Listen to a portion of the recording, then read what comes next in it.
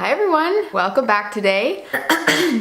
I feel like I need to preface this video with the fact that I'm feeling really weird today if my eyes are going in two different directions, and I think it comes down to the fact that I used a really intense cleaning product cleaning our bathroom today, and I can feel it like stuck in my throat. I definitely breathed in way too much fume of whatever it was, so I'm feeling lightheaded and slightly nauseous, and like I probably should have my head out a window, but instead I'm going to quickly film a video. I'll get my fresh air after I film. Hopefully this will clear my head a little bit. But today I'm gonna bring you January favorites, but like a really quick short version of it. Just 5 items that I've been really loving this month from beauty, fashion, and entertainment that I've been loving this month. So if you follow me on Instagram or on my blog a lot, you'll probably have seen this quite a bit already, but it's gonna be my Soho Disco Gucci in black. I wrote a little story about it on my blog a couple days ago, or when that was, my last post, New Year's Eve in Paris post. When I bought this, I actually went into the shop determined to buy something because I had a whole bunch of gift cards and we were about to leave for France, so I wanted to use them up. But I was determined I was gonna get the beige one. And when I went in there, I just was like, I don't know if this is quite right. I was basically only doing it because I have 2 other luxury bags in black, but black is just so easy. I don't know why I ever questioned it, but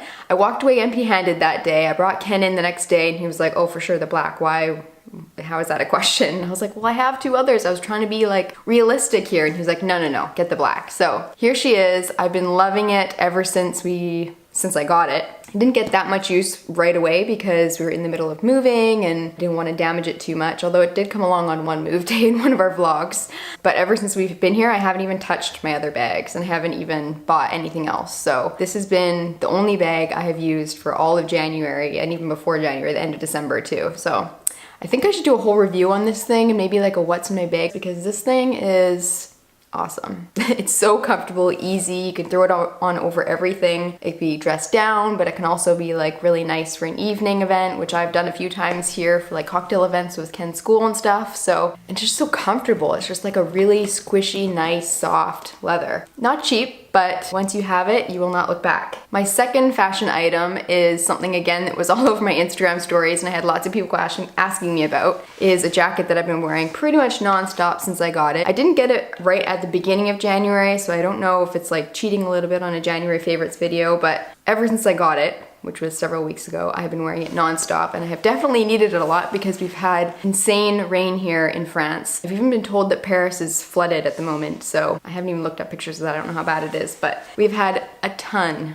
of rain, and I'm from Vancouver, so I know rainy days, but it's like torrential most days. It's weird. But I got a rain jacket as soon as we got here because all my other jackets were like fashiony kind of jackets and they weren't keeping me dry. So I purchased this one from Asos. It's like a blush pink, almost lilac kind of color. I thought it was gonna be more pinky when I got it, but it is still pink, but it has like a slight lilac color to it. It also comes in like a really bright, like intense green color if you're not into the pink thing. I almost went for that one. That was in my save for later items for quite a while. But I ended up going with the pink just because I feel like it suits me a little bit more, and it sounds stupid, but it suits my Instagram, my blog, and everything else a little bit better. So it's a good one. It's got faux sheepskin lining on the inside here, super warm, and then it's also quilted at the bottom, so it's not just like a shell raincoat. It's actually like a proper heavy-duty coat, but not so heavy-duty that you can't also wear it in spring. I mean, I'm a cold kind of person. That sounds bad. I'm always cold. I think I can get away with wearing this in spring as well. And it wasn't too expensive. I want to say it was like $100 and something. It wasn't like crazy, but it's like comes down to the knees, a hood, you know, like 2 pockets on each. There's one pocket here, and same on both sides. So I feel like it was a good bang for my buck.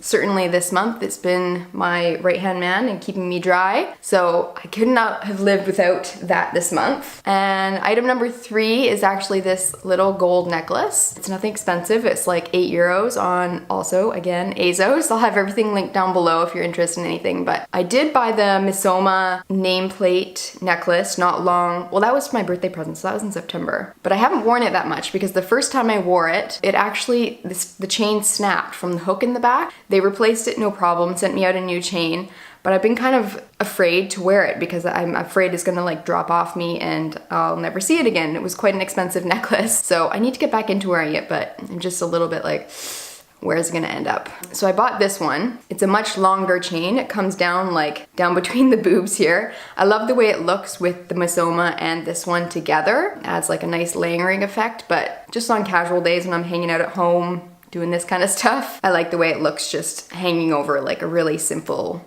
sweater, simple t-shirt. Just adds a lot of interest to your outfits. I'm sure you've seen this all over Instagram, this kind of style, simple gold dainty jewelry. Even though this one costs €8 and the other one costs like $100, this actually feels a lot more sturdy than the Misoma one does. I hate to say it, but it does. It hasn't broken on me. I've worn it in the shower quite a few times. The pendant here does feel quite lightweight, so it's not like a heavy necklace at all. It's definitely lightweight, but it feels sturdy at the same time. If you're in the market for a nice long line necklace, this is a good one to try out. Okay, number 4 is a makeup product. I've been using this product for quite a while now, but just recently, when I stopped using it for a couple days, I did notice a huge difference in what it does under my makeup. I originally bought it because Miss Gold Girl, Marnie, here on YouTube, uses the MAC Prep and Prime under her eyes, or under her concealer, under her eyes, every day. And I was kind of looking for a dupe for that. So I ended up going to the drugstore and finding this Master Camo Maybelline. It's like a pink tinted under eye corrector. I think it's actually meant for, it says it's for dullness, but it has the same kind of coloring as the MAC Prep and Prime. So I thought I would just kind of see if it does anything underneath my usual concealer, which is the MAC Pro Longwear concealer. And at first I was like, I don't think it really makes that much of a difference, but then a couple days ago I just skipped it completely. I was doing like a no makeup kind of day, and I could really notice the blue, and like I have naturally really dark under eye circles, so I could really notice that blue coming through even with the MAC concealer on. So it does make a difference. It kind of masks those shadows and dulls down the blueness that I have underneath my eyes. And then when you add the MAC concealer on top of it, it just gives you a nice flush, brightened finish look to it. I don't know if you guys have noticed any kind of difference in my makeup in the last few months, but that's pretty much the only thing that's changed lately is this, and I love it. Plus it's from the drugstore, it's quite cheap.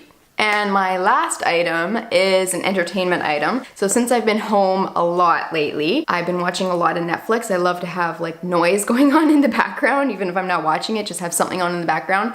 But a show that I've really, really loved, I've watched the whole thing over twice now, is something called The Confession Tapes. And if you know me, you know that I love like Dateline and murder mysteries and like murderous affairs and all those kinds of shows on Netflix. But this is like one of my favorites I've ever seen. I think there's about 7 episodes in the series. Each one's about an hour long, and they kind of document the confession tapes that people give and why they might not be true confessions, and if these people ended up in jail or if they ended up getting out, and their whole story around this confession tape. 20 hours into their interrogation, they spilled out a confession, and shortly after they give the confession, they're saying it's not true, it was false, the police made me give it, and then they kind of follow the whole story. They interview these people like 25 years later after being imprisoned, and they're still saying their confession's not true and they never committed the crime. And some of them you can kind of see like they might have given a false confession. Like the way the story